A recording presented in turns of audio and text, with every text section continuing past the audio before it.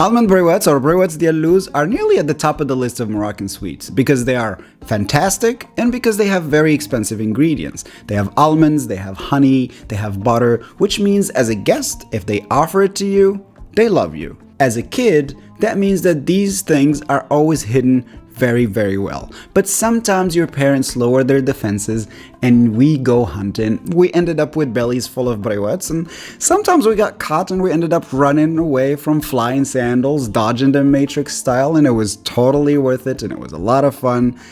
So let's make them together. We need 500 grams of blanched almonds. These are not roasted, they are boiled for a few minutes and then quickly removed from the water and peeled.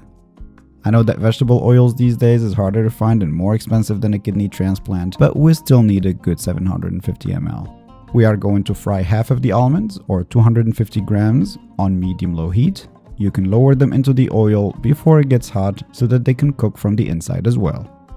Keep moving them so that they evenly cook and remove them once they get this beautiful golden brown color.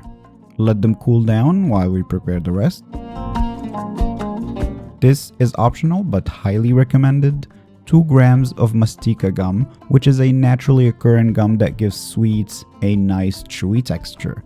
It's very popular in Greek, North African and Middle Eastern cuisines. In a food processor, add the mastika and the remaining 250 grams of almonds and blend them until they look like fine couscous. This will take a good amount of time, enough to bother your neighbors. Next, we will blend the fried almonds. They should be also blended until they are fine, but since they have oil, they will be a little clumpy. In a mixer bowl, add the fried almonds to the raw almonds, then add 45 grams of powdered sugar, half a teaspoon of cinnamon. Start your mixer, then slowly add 50 ml of orange blossom water and 65 grams of melted butter. Once our ingredients start to form big chunks, put them on a work surface and shape them into a big ball. Then break the big ball into smaller balls by rolling each one between your hands. Each ball should be 14 to 15 grams and you should get exactly 42 balls. To roll them, I tried phyllo dough and feuille de brique, but I gotta say, this spring roll pastry was the best and easiest of them all. I let it defrost in the fridge, not at room temperature. That might take several hours, but it keeps it fresh and prevents it from tearing apart. Now take several sheets and fold them into 3 equal size folds and then cut them. Each sheet should be 19 millimeter long and 6 millimeter large. And immediately cover them with a plastic wrap. We also going to need some vegetable oil and a thick water and flour mixture, emphasis on thick. First, oil the surface and lay down 2 sheets. Oil the sheets as well. Roll a corner on the ball and gently press it down to flatten it. Then start folding from side to side to form a triangle. Each time you roll, you need to press the corner with your finger. Once you get to the end of the sheet, tuck the edge inside of the fold to close it, and then transfer it to the next sheet. We're going to do the same exact thing in the next sheet, but before the last 2 folds, we will apply the flour and water mixture and then carefully close both open sides of the briouat.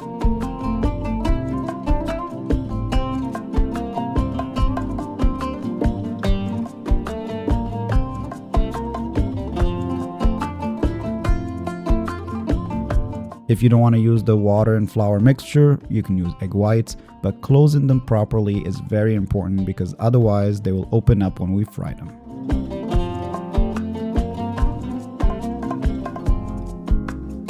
Once you are done, cover them and let them dry up on a kitchen top for a few hours or overnight. I'm going to add 250 ml of vegetable oil to the one we used for frying almonds, and we need 500 to 700 grams of clear honey for their post-frying bath. Once the oil hits 140 Celsius or 285 Fahrenheit, throw them in. You want to use medium heat. Think of it as a gentle browning and not really frying. Make sure to flip them so that they brown evenly from both sides. Once they are light golden brown, move them immediately into the honey. Throw the next batch into the oil and repeat. Once the next batch is cooked, remove the old batch from the honey and replace it with the new one. Put the old batch in a sieve and let it drain from excess honey, and you are done. You can of course keep them as is, or you can decorate them with sesame or almonds.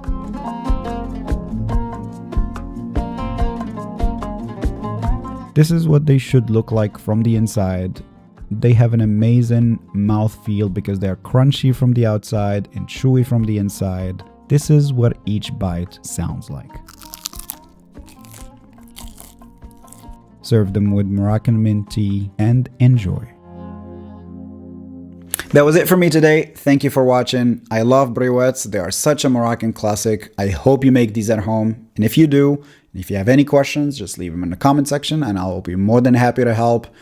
I'll see you next time then, or in another video. So take care.